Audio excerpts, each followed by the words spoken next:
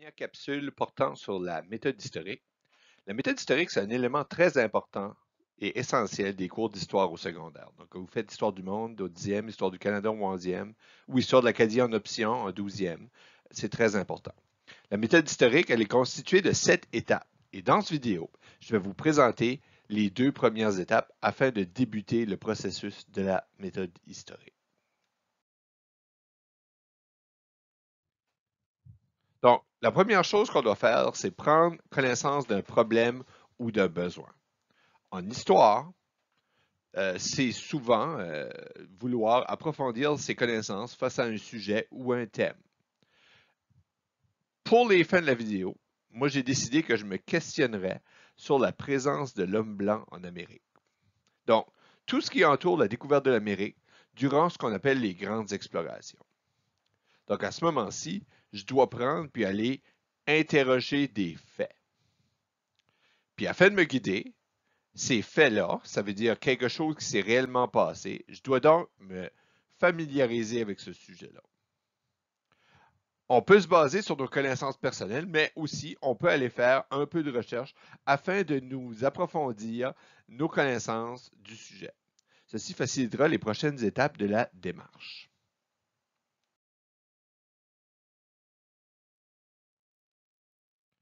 Donc, voici ce que moi je connaissais sur le sujet des grandes explorations avant de débuter ma recherche. Alors, premièrement, moi, mes connaissances antérieures se basaient sur le fait que je connaissais Christophe Colomb et je connaissais aussi Jacques Cartier. Je savais aussi qu'il y avait eu la découverte de l'Amérique dans ces moments-là. Et je sais aussi que les grandes explorations, ça se passe d'une période historique qu'on appelle la Renaissance. Donc là, je suis allé faire, parce que je juge que j'en sais pas assez pour commencer puis passer à la prochaine étape de la démarche. Donc, j'ai été faire un petit peu de recherche et j'ai trouvé que la découverte de l'Amérique avait eu lieu en 1492. J'ai trouvé aussi que on cherchait, lors de ces grandes explorations-là, une route vers les Indes.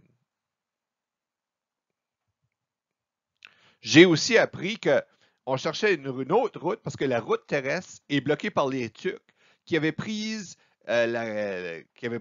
Constantinople en 1453. Donc, c'était plus accessible les Indes et les richesses qu'on y trouvait là.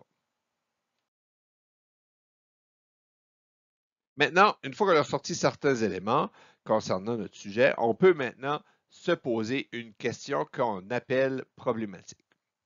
Cette question-là, elle doit inclure des données, c'est-à-dire des noms, des dates, des lieux, etc., afin de nous guider dans notre recherche. Cette question ne peut pas être une question fermée. Donc, ça veut dire qu'elle ne peut pas se répondre par oui, elle ne peut pas se répondre par non, elle ne peut pas se répondre par une date, un lieu, un chiffre. Hein? Elle doit être une question ouverte ou, si vous préférez, une question à développement.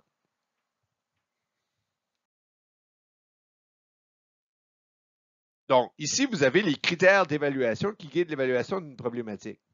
Par exemple, si ma question est la suivante, combien de soldats sont morts durant la Première Guerre mondiale? C'est une question fermée, donc peu développée, donc la note de 0 serait attribuée. Acceptable, hein, la question en est une ouverte, mais sans avoir de données dans sa question. Pour 3, 4, la question c'est attendu, donc la question est ouverte, ça permet de voir le sujet sous différents aspects.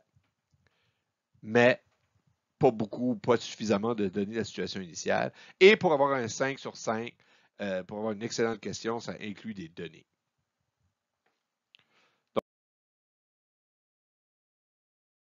Donc, une problématique qui recevrait une note de 5 sur 5. Donc, pourquoi Christophe Colomb a-t-il découvert l'Amérique en 1492? Donc, les éléments qui sont soulignés dans la question que vous voyez sont des données.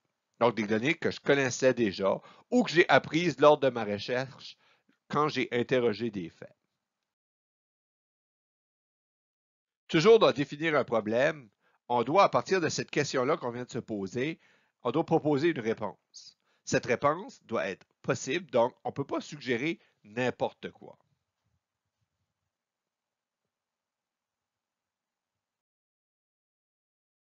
Là aussi, on a une grille d'évaluation pour une hypothèse. Donc, pour une note de peu développée, 0, ben, tu n'as pas d'hypothèse. Puis ça, je peux vous dire que ça arrive quand je corrige des projets, des travaux, les élèves ne placent pas l'hypothèse. Là, je ne peux pas donner de points. C'est certain qu'une hypothèse qui n'est pas possible, hein, qui n'est pas réaliste, recevait aussi cette note. Pour la note de 1 ou 2 sur 5, ben, vous proposez une hypothèse possible sans vous appuyer sur des sources, c'est-à-dire que vous n'avez pas de fait dans votre réponse. Pour la note de 4 ou de 3 et de 4, votre hypothèse est possible, mais vous vous basez sur un ou deux faits. Donc, un fait 3, deux faits 4 points. Et puis, pour avoir une note supérieure, une note de 5 sur 5, ben, vous vous basez sur plusieurs faits. Donc, dans ce cas ici, c'est plus que 2. Donc, 3, 4, 5 et ainsi de suite.